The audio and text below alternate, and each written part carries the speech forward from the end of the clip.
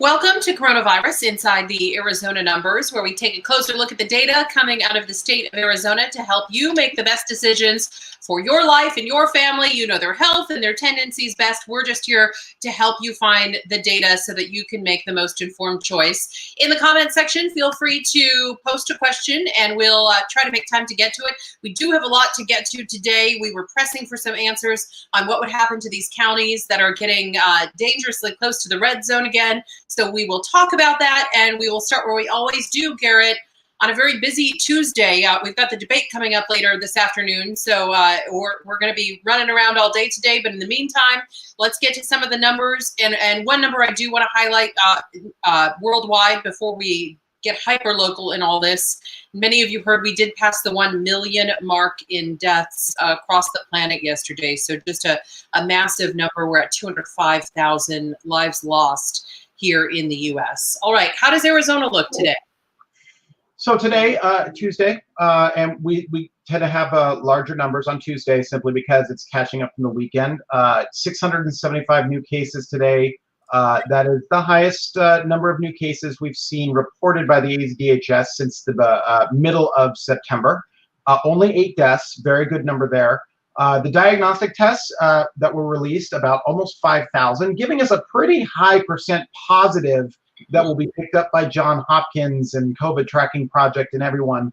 However, there is some explanation there, as is typically the case on Tuesdays. We also had a lot of backfilling. About 20% of those 675 cases are coming from about 3 weeks ago. So when you actually look at what's happened in the last 7 days, on our percent positive, we're still within the 4% mark.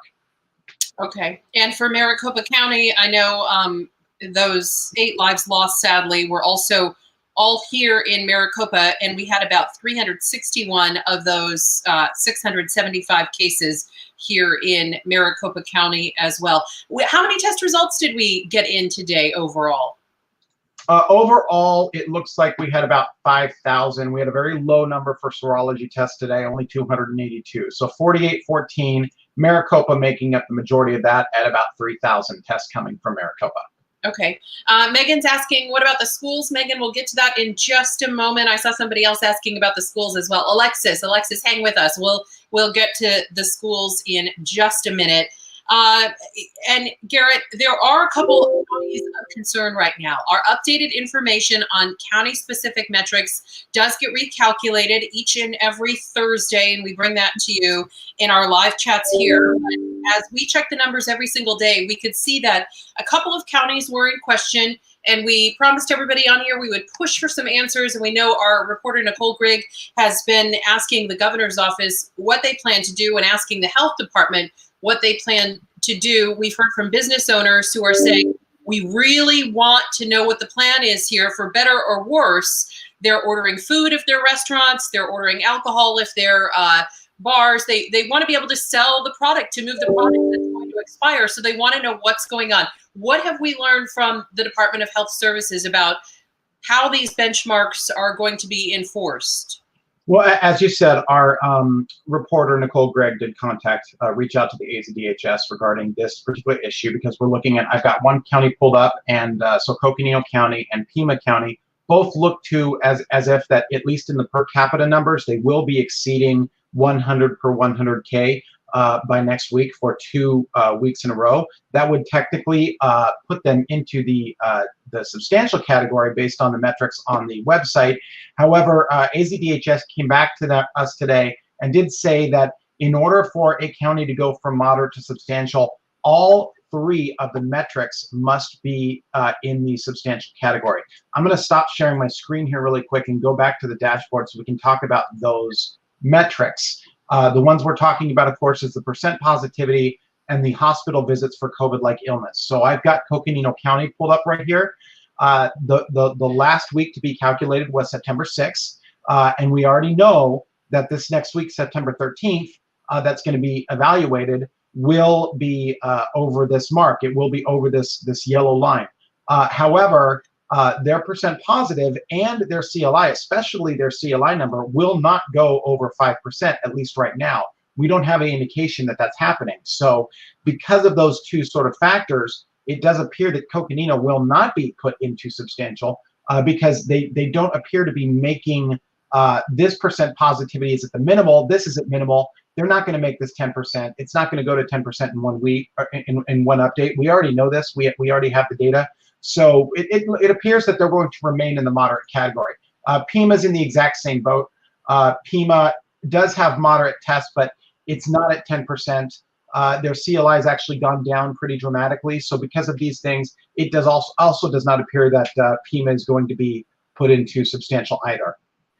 So Garrett, just to make sure everybody understands, we had to meet all 3 categories to get out of each section. So substantial, moderate, minimal. As we move through, we need to make all 3 categories to get in the clear zone, if you will, and we need to hit all 3 categories to get back into a substantial or a moderate, depending on where your county falls. Correct. Yes, that appears to be the case right now.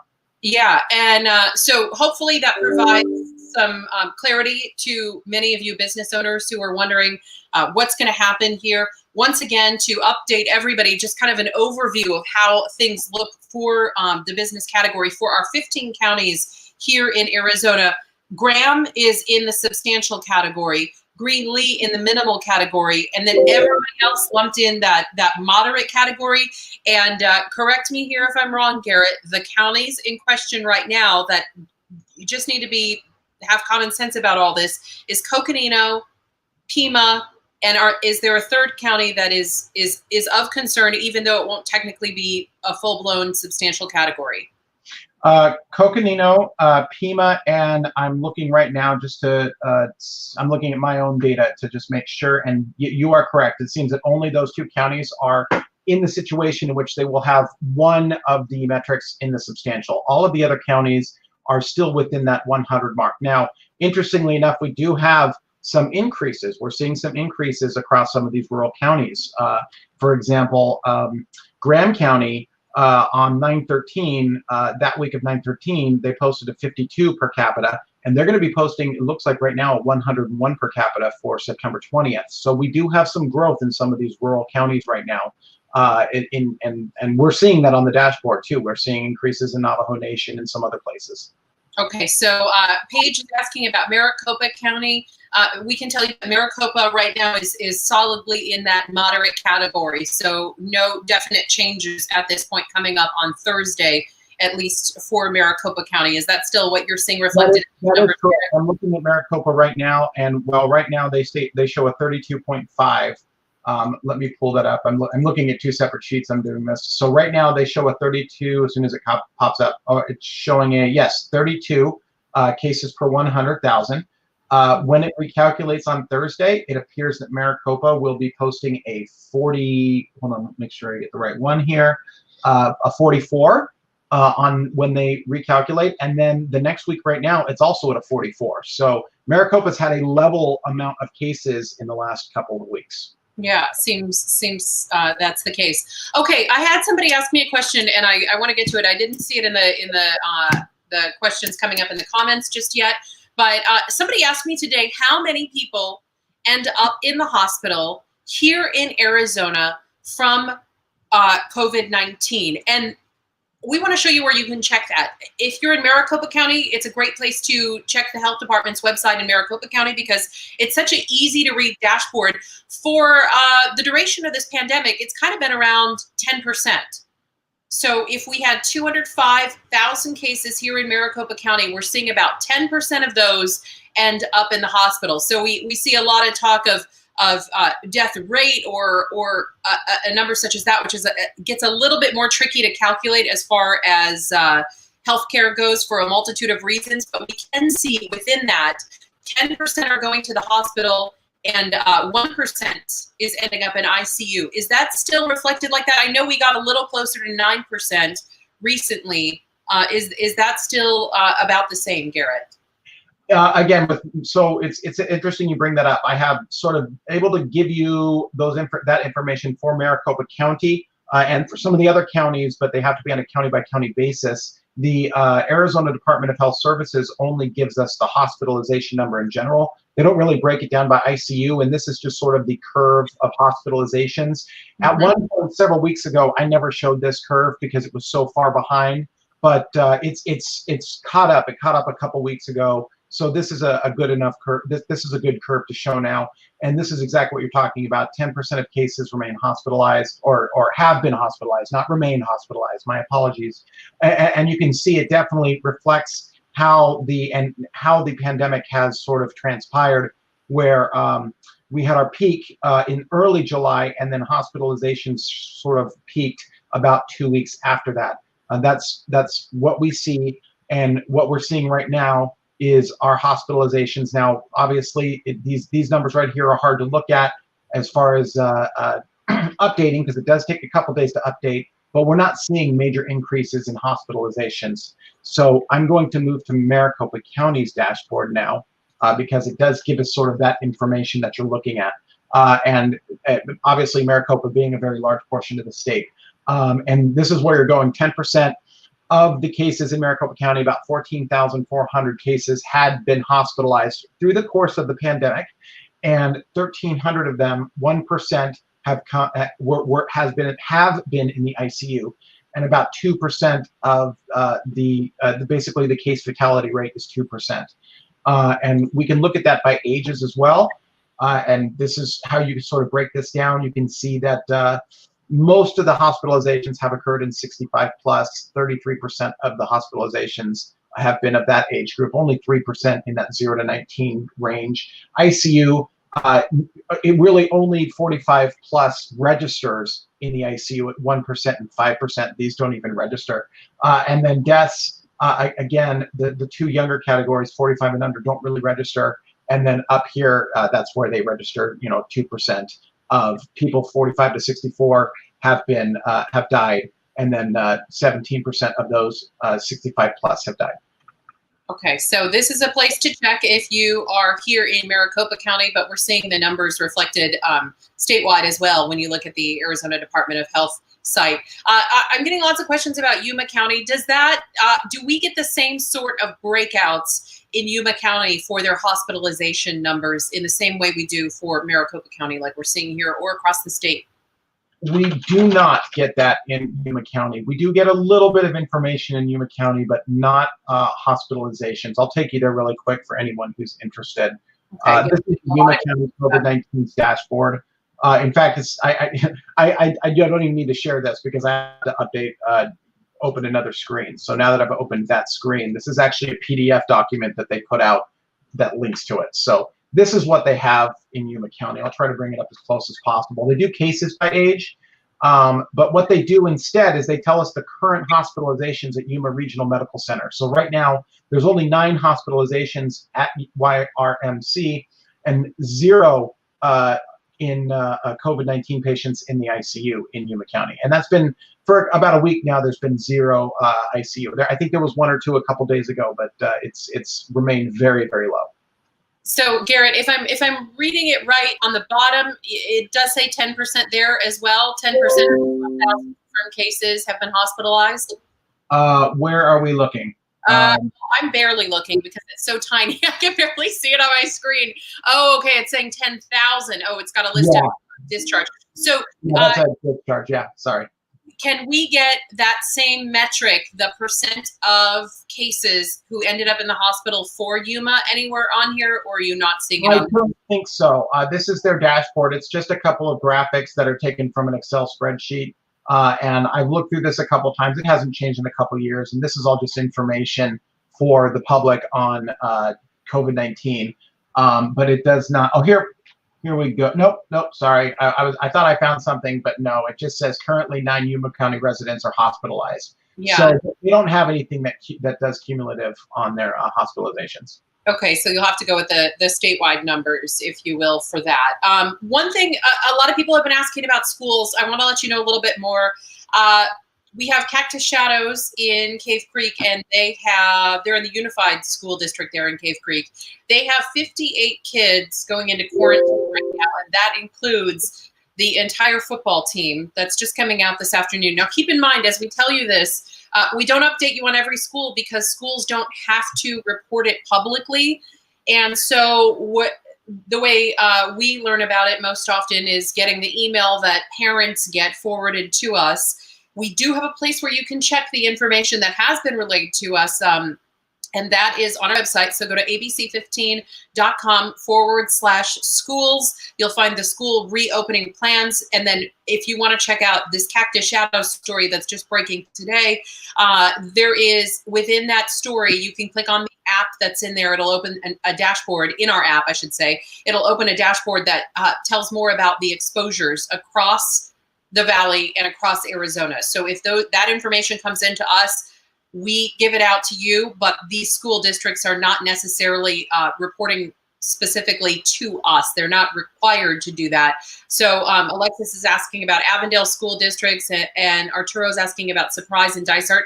If they have had an outbreak, you can check the list that we have there. But again, that information's really at this point, they're only obligated to give it out to the parents and the families affected by it. So a lot of times they'll forward it into the newsroom, but the list is there. While we're on the topic of this high school putting their entire— I have the list up. So just, you do? Okay, let's share it before I go to the next thing.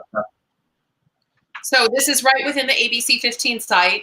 The Cactus Shadow story is right on the front page if you want to check it out. And then within that, you'll be able to click on it and you'll get right to the dashboard. That's the easiest way for me to give you directions to find that. Mm-hmm. But the dashboard will then give you a play-by-play, if you will, if each school that has already had some sort of exposure happening and the mitigation efforts that are listed right there. So you can check that out. Garrett, thank you for pulling that up. But once again, Cactus Shadows, 58 students on quarantine. And this was the concern, having kids go back into school and then have to pull them back out. There not necessarily that many cases, that many people on quarantine right now. While we're on the topic of football, this situation has also showed up in the NFL. We have 9 positive tests in the Tennessee Titans. They were just playing in Minnesota, so the NFL is now having this very same discussion. We were just this week that the Arizona Cardinals were letting some fans back into the stadium, and by fans, I should be specific, mostly friends and family who were on invites to come back into the stadium and watch the game, but we'll have to see what the NFL decides moving forward, and I'm sure Craig Fluey will have more on that this afternoon. So, that's the update from there. Garrett, as far as counties go, I always talk about Maricopa being one of the most populous counties. I think we're 4th in the entire nation. There is a place to check and see how we're doing compared to other counties. Now, keep in mind, I bring up the population of the county because it's so important. We're comparing counties that are not the same size. So the population of Maricopa County being one of the 4th largest, we could generally assume that we might be right around 4th place for both cases and deaths in this. But in this case, finally, we have started to slip a little bit lower. We were in 2nd in the running for cases, and finally we're back down into 5th for cases and 6th for deaths. So it seems like we're doing a little bit better job trying to get this thing under control. Garrett, do you have? I hear you typing and pulling up a site. Is there a site that you like to check when you're comparing counties to counties? There is, but it's taking me a little bit of time to find it. So I simply put out the Johns Hopkins data, and that should get you halfway there. I'm seeing if I can pull up my here. Let me see if I can pull up this site at the same time. You are on the exact right page right there, because everybody can see on the side of your page. I'll try to point to it right there. We've got Los Angeles, Miami-Dade, Cook County, and it's too small for me to read, Harris County, and then Maricopa. So finally, for so often we were telling you that we were up there above Cook County and Miami-Dade and really dealing with a really high number. It seems like we've gotten that to drop back down a little bit. So we're 5th, even though we're the 4th most populous county. 5th for cases, 6th for deaths. So it seems like we're at least getting a handle on this a little bit to pull our numbers back down just county-wise. Yes. I was trying to find, I have another dashboard that I don't go to that often, trying to find, here we go. Yeah, see, it's all done by state. I was trying to see if I could do this by the entire country, and it's locking me in by state. So we're going to stick with this Johns Hopkins for now and go with what you just said. Yeah. One other thing on all of this, Garrett, we are seeing higher numbers of cases here in Maricopa County overall. Like, let's say you're comparing Monday to Mondays or Tuesdays to Tuesdays. So we had 675.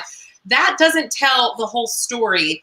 The percent positive really helps us better understand, and the number of cases that were, the number of tests, I should say, that we're getting back to divide these cases into to give us a better idea of how things look overall instead of just looking at the case numbers. Because if we look at 675 cases that came back today, comparing them to past Tuesdays, the numbers have been a lot lower, like 500 or 400 or even lower than that. So to really understand the whole story, would you suggest people also make sure that they check that percent positive when looking at these case numbers that are sort of ticking up?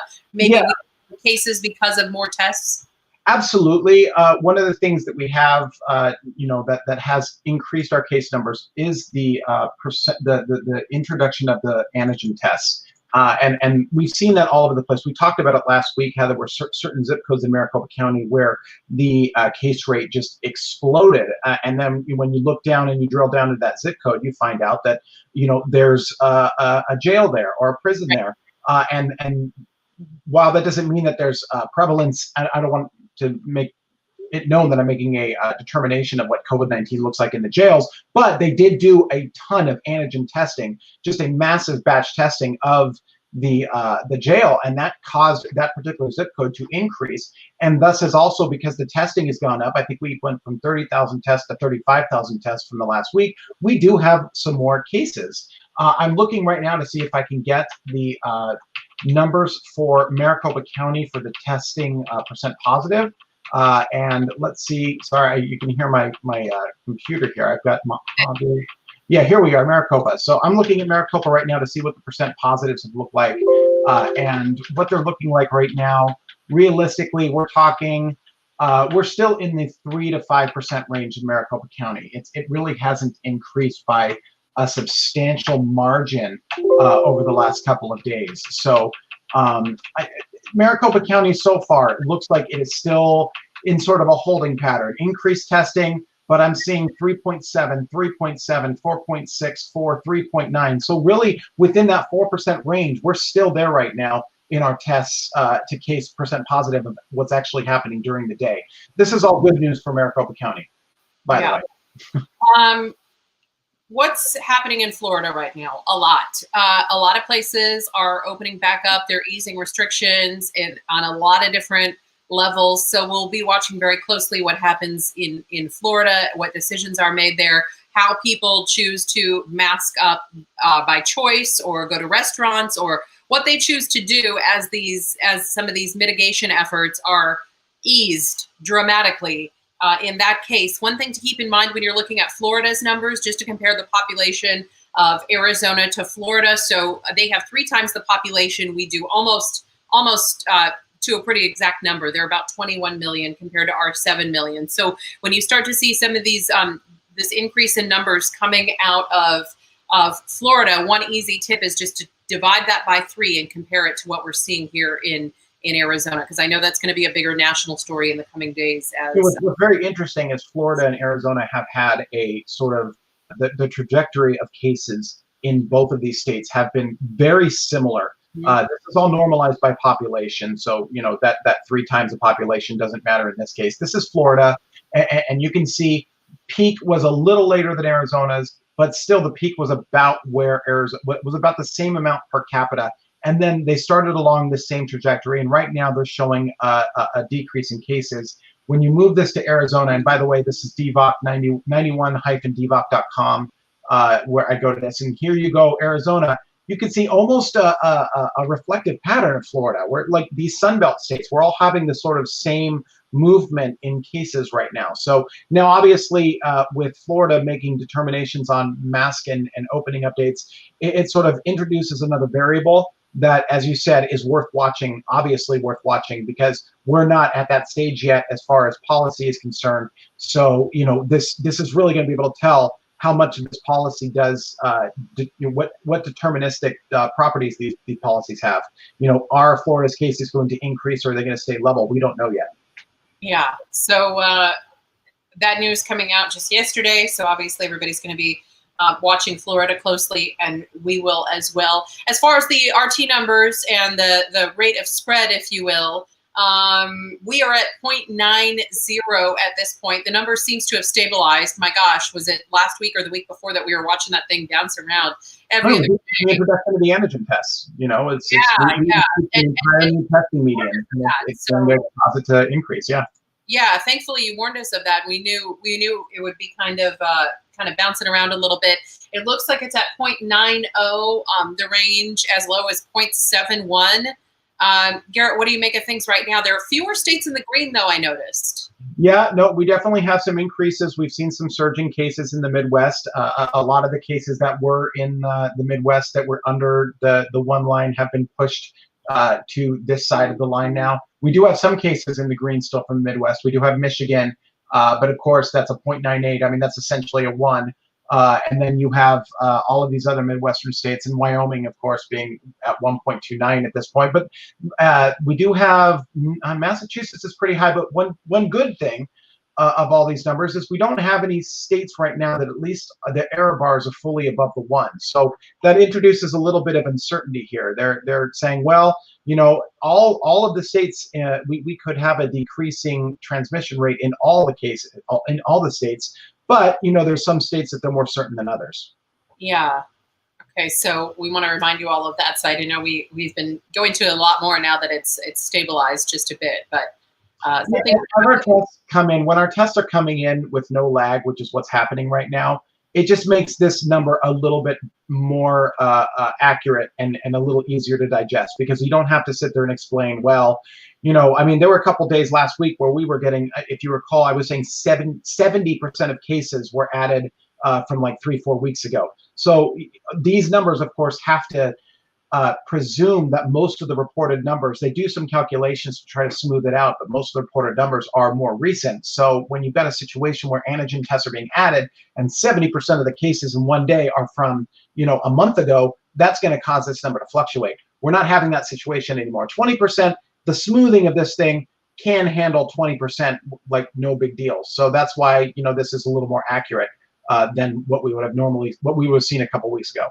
Yeah. Okay. So when we are tracking this, as we always do, we tell you on Monday and Thursday nights, ASU updates its numbers for us. No crazy big storylines out of there, but we are at 1,802 students with COVID and 31 faculty and staff. That does not mean all of those cases are active. In fact, they're saying like less than 300 are active cases at ASU, but that update coming out on Monday and Thursday nights, so we wanted to keep you in the know about that.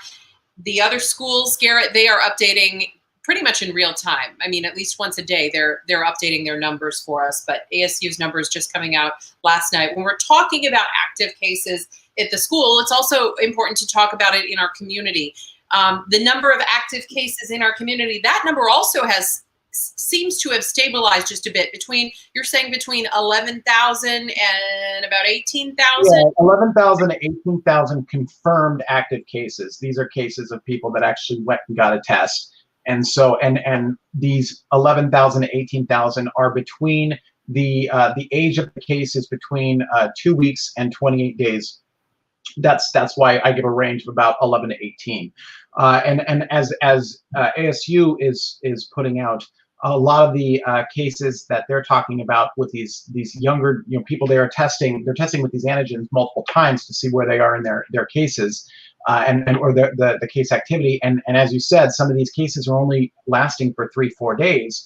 And that's why they only have about 300 out of 1,800, because when you're testing the under 24 population, most of them, the vast majority of people of that age group, you know, this virus passes through with little notice. Now, of course, there's always people that are going to be more at risk in that age group as well. But for the majority of that age group, it passes pretty quickly.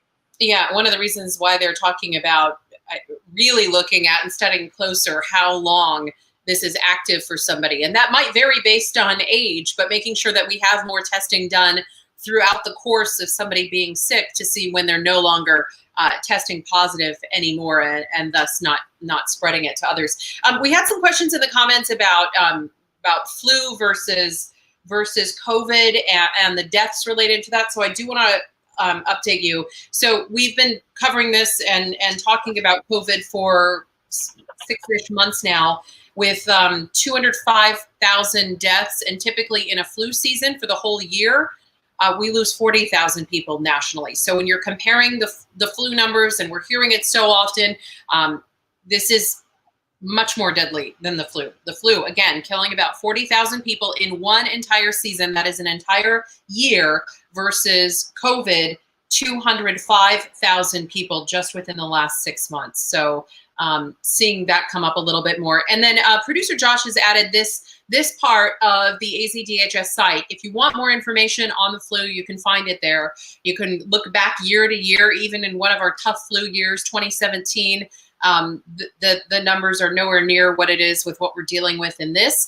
But for comparison, if you're interested, go to azdhs.gov/flu. You get a breakdown of all those numbers. And then also the reminder that we always pass along for the state, they're encouraging you to go get a flu shot this year, do it a little earlier than normal, beat the rush out there, if you will. They're calling it the roll up your sleeve campaign, to make sure that we don't crowd our healthcare system once again, and that we don't have a spot for you to get the care that you expect here in Arizona, because there's not a spot. You know, they're having to open other places to try to make enough room, putting people in hallways, all of that kind of stuff. So go get your flu shot from the state.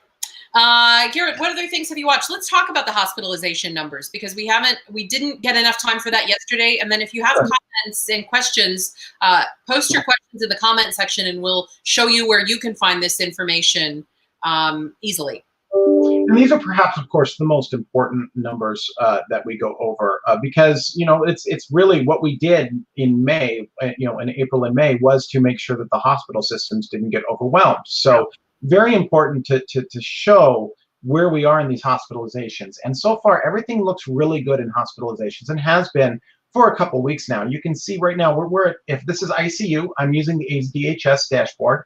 ICU numbers, you can see the total, this is the census number of all beds in Arizona. This grayish number are non-COVID related hospitalizations, ICU, and the red is the hospitalizations. And you can see, obviously, at one point, 57% of the hospitalizations were from COVID patients, and now it's down to only 7%. This is great news right now. I mean, they're able to have people that required surgeries that had to be put on hold just in case are able to get those surgeries again. And you can even see our ICU numbers in the total census are starting to tick down now. All great numbers. Inpatient, which is just the general acute care, following the same pattern as ICU. Only about 7% of inpatient beds are from COVID-19, and the entire census is starting to reflect a decrease. About, as you can see, about 70% right now, total capacity. I think it's actually, excuse me, my apologies, 77% total capacity. And then the ED numbers, these are just emergency department beds in use. This has nothing to do with COVID-19. And you can see about 41%. This has held steady the entire time, essentially. But let's go to we'll go to ventilators really quick. This is, again, just specific to ventilators, doesn't mean anything about COVID-19, but about 24% of the ventilators being in use. And then now we'll go to the COVID-19 specific numbers. Inpatient, and this is what I was showing you, about 540 inpatients. That's a stark difference from the 3,500 or so that were at the peak. Ventilator use is just dropping to, it's under 100 at this point. It did go up a little bit from yesterday, but really it's minimal. ICU beds, again, we're teetering around the low record for ICU. A little higher today, but only a couple beds off. Discharge numbers, lower, but as hospitalizations get lower, then you would expect discharge numbers to go lower as well. My important one right here, the most important in my opinion, the COVID-19 emergency room visits, you can see that being 653, one of the lowest numbers they've had, since up here in June, early June. So, and you can see the reason I think this one's important, because as you can see, date pulled 2008 on 7/7. So the emergency room department visits tend to reflect what the case numbers are going to do as things increase. So we want to watch this first as sort of an early indicator. And then intubations also down at only 38. So far, as we said, hospitalization's looking really good right now. Yeah, looking awesome. We want it to stay that way. Seeing those healthcare workers working beyond overtime. Overtime doesn't even put it into perspective how many hours they were working to try to provide healthcare. We don't want to see that have to happen again, where we have to call people in from other states to try to help cover all of those who are sick here. Okay, so we just have a few minutes left. What will you be watching tomorrow? We'll be on the eve of getting an update specifically from the state on how the counties look. And we wanted to tell you all, once again, for those of you just joining late, that the state is saying all 3 metrics need to be met before counties will be moved back into a higher category of concern, like a substantial category. So some of the times we just saw a double asterisk there saying it looks like they're in a higher category because one metric has made it, but they'd have to make all 3 to push that back into that category to bring about closures or mitigation efforts again.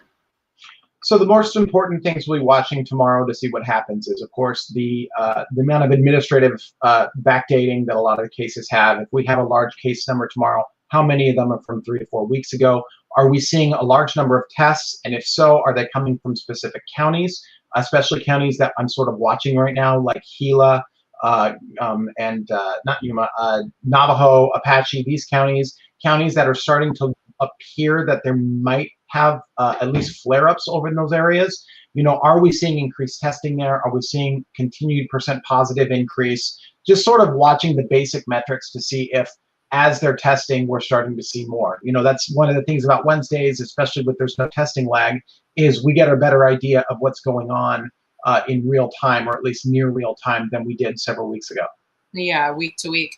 I want to update you on something just coming in now. Disney is actually announcing that they are laying off 28,000 employees at both of its theme parks. Obviously, this is directly because of COVID-19. Once again, Disney just announcing that they're laying off 28,000 employees at both of their theme parks. In Florida, the park is actually open. Disneyland in California does remain closed still at this point, but 28,000 layoffs just coming in from Disney. And a lot of people saying we'll see that from more companies in the future. All right, I wanted to get into a few more questions, and let's see. I might have lost them here because they were going by so fast and I wasn't able to check them out. There was some chatter on here about 5G, the 5G map mirroring the case map, and keep in mind, 5G is added in more populous areas. COVID is in more populous areas because it needs a person, a host, to carry it. So that's why you're seeing people who live far apart in less dense areas to have less COVID. So there's not a causation there. Just because the maps reflect each other don't mean that they cause one thing or another. Hopefully I've never heard that. That's sort of interesting. That's kind of screen okay. Froze. My screen froze there. Sorry. Sarah, thanks for being the voice of reason. You're welcome, Sarah. It's just we see all these conspiracy theories, and it's just looking at things with a critical eye. Like I saw somebody share the other day a fire map, Garrett, for the United States, and they said, why are there not forest fires happening in Canada? The map stopped at U.S. It only was the U.S. Department. Yes, they were pulling a national-based map. So of course, it's not going to log Canada on there. There were still fires. It doesn't fill in Canada. So please, please, please look at things with a critical eye when you're seeing this information. Yeah, be careful what's called, as you said, it's called a spurious correlation. When you see things that look and appear that they would be related simply because, like you said, a 5G antenna goes up in densely populated areas. And of course, if COVID-19 spreads, it spreads first in densely populated areas. This is pretty much a correlation without causation. That's a classic example of that. Yeah, Amber's writing the same thing. Correlation is not causation. So important to understand that maps can reflect each other. It does not mean a cause. And I'm saying, I'm not going to call anybody out, but one of the common tactics of spurious correlations is, well, how can you prove that? It's like, well, no. I mean, that's exactly right. It's like you're the one. The burden of proof is not on the person who's saying that 5G doesn't cause COVID. It's on the person who is saying 5G causes COVID. That is the burden of proof, not the other way around. That is the way it works. I'm sorry, deal with it. Yeah. Meredith writes, thank you for being the voice of reason and encouraging the critical evaluation of information. It is so important to critically think about this stuff and to take a really close look at this. So, okay, just wanted to touch on that real quick. Thank you, though, for all of the spirited comments and conversation. I'm also seeing somebody post about never wearing a mask. I'm so curious where you're able to go without a mask right now. Maybe outside of Maricopa County is the only thing I can think of, Garrett. I mean, obviously not, people saying they're not wearing a mask when they're out. You would not wear a mask in your house. You don't have to necessarily wear a mask in your car, things like that. But outside of that, I'm not sure where in Maricopa County you could head to. I don't think we don't, I mean, I could be wrong, but I don't think our mask mandates extend to being outside. There are some places in the United States where they do extend to being outside. Like Honolulu, for example, has a masks pretty much everywhere mandate, but we don't have something like that. In regards to counties at this point, I'd have to go back and look to see what counties have mask mandates. I haven't updated that in a long time, so I'd have to look to see what it is now. Yeah, just interesting though. There are people, you can go to the park, you can go for a walk, things like that. It's not required when you're out at this point. Okay. So many good conversations. We do have to sort of wrap things up. We do have a very busy day for the rest of the day. Garrett, we're gonna get to see you on TV tonight a little bit more. Is that correct? Yeah, we're doing a post-Trump debate and post-Biden Trump debate analysis at around I think 8 o'clock. Yeah, so there's going to be a lot to discuss. Your background is in that. Yeah, I've got 10 years of politics behind me. That's where I've been doing most of my life. So. and the data behind it as well. Yeah, political data, election analysis. That's where I've spent most of my career. A fascinating look at things, so you'll help walk us through it tonight.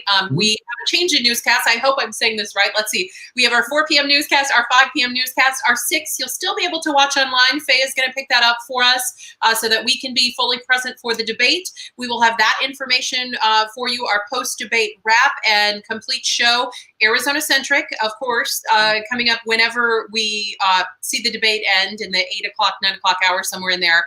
And then, of course, we'll have the very latest for you at 10, and our 9 p.m. newscast, if you want to catch that instead, generic news of the day, all Arizona-based, will be over on CW61 at 9 p.m. So a couple different places to go check out the very latest COVID-19 information. As always, on our website, abc15.com/coronavirus. You can also find Garrett. Oh, time of debate, Ashley's asking. The coverage starts at 6. The debate itself, maybe 6:30, Garrett, but I think so, 6:30. Yeah. That sounds good. You'll want to tune in by 6 to get the full time of the debate there. Ashley, thank you for asking that. I should have mentioned that. And you can find Garrett on Twitter at Garrett_Archer. I'm on Twitter as well, at Katie Raml. Many of you are watching on Facebook instead right now. If that's your preferred method, you can find me at facebook.com/news from Katie. We will see you back here tomorrow with more COVID data and information as it comes out of the state of Arizona. In the meantime, everybody, be safe out there.